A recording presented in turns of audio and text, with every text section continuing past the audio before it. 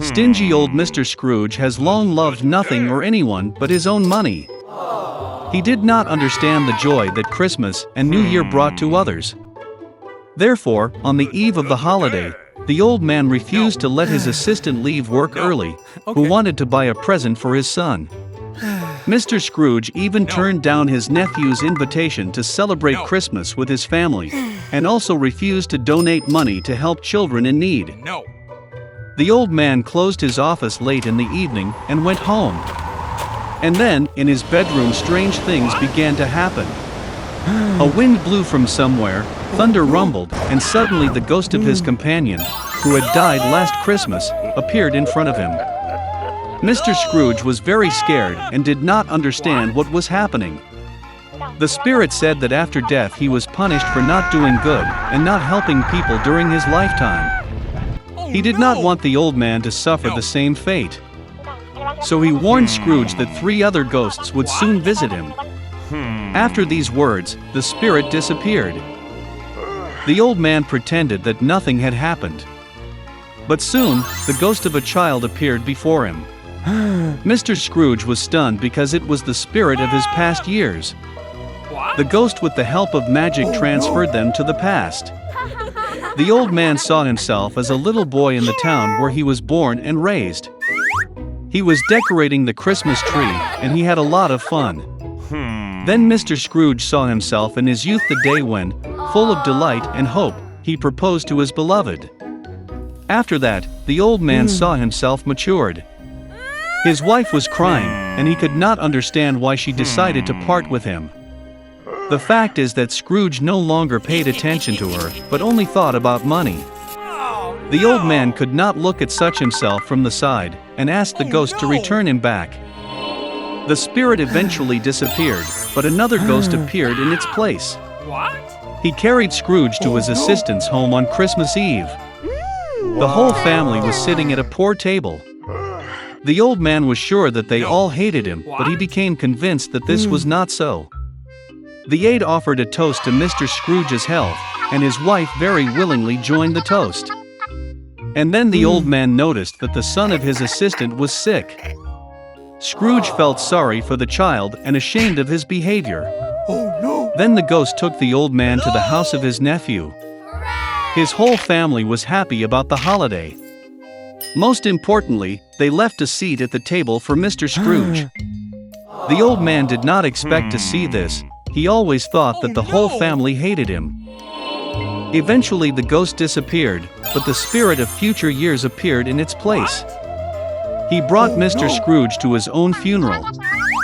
Everyone said that it became easier for them when the old man finally died.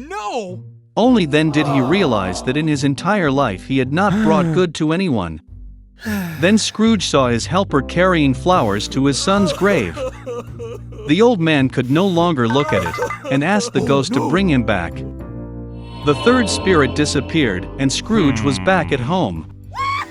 The old man finally decided to change for the better. Fortunately, he found that time had gone back a few hours. Mr. Scrooge decided not to waste a minute. He still had time to change everything. The old man was sincerely happy about the approaching Christmas. He sent the most expensive and fattest turkey to his assistant's house. Scrooge then sent a gift to the helper's son, and donated a huge amount of money to charity.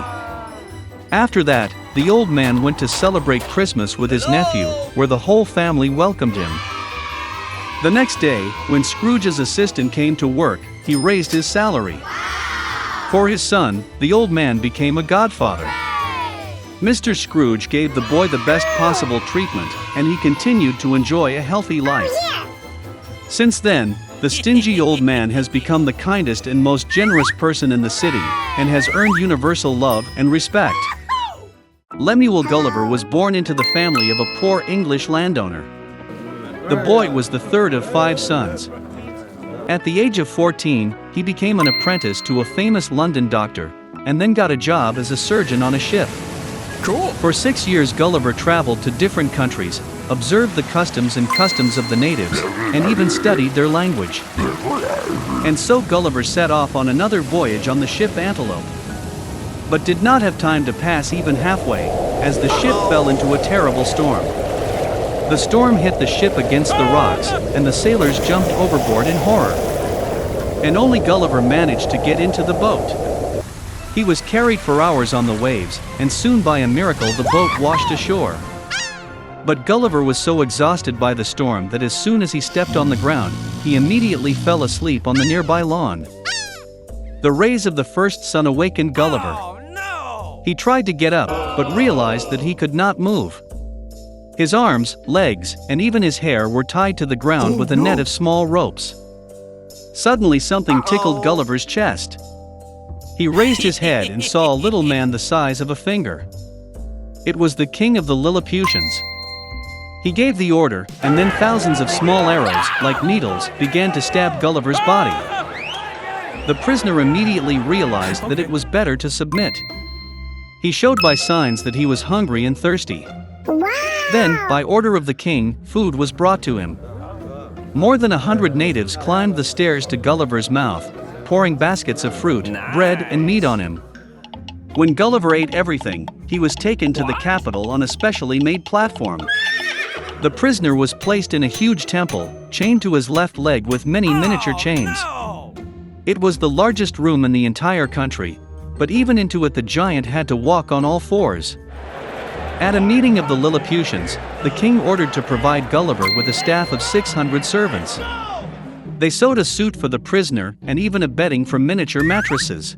And over time, the king was convinced that the giant is kind and therefore released him. Gulliver traveled a lot around the country, studied the customs and language of the Lilliputians, and even participated in their holidays and parades. Once, while communicating with the king, Gulliver learned that Lilliputia was at war with the empire of Blefuscu, located on a neighboring island. The reason for the contention was that the Lilliputians could not agree with the Blefuscans on how to properly break the eggs. The Lilliputians split them from the sharp end, and the Blefuscans from the blunt. And now rumors reached the king of Lilliput that the enemy had prepared a fleet and was about to attack. Then the emperor asked for help from Gulliver, and he willingly agreed. And so, under cover of night, Gulliver took long ropes and swam to the enemy ships. He tied a rope to each ship and dragged them to the shores of Lilliput. The guards, who were the only ones on the ship, jumped into the sea and started swimming away from the giant. So Gulliver completely disarmed the opponents and received the most honorable title in the kingdom for this. For this, the courtiers disliked Gulliver. They began to weave intrigues against him, and soon the king himself accused the giant of high treason. Rumors spread throughout the kingdom. And Gulliver learned that at the Privy Council, it was decided to execute him.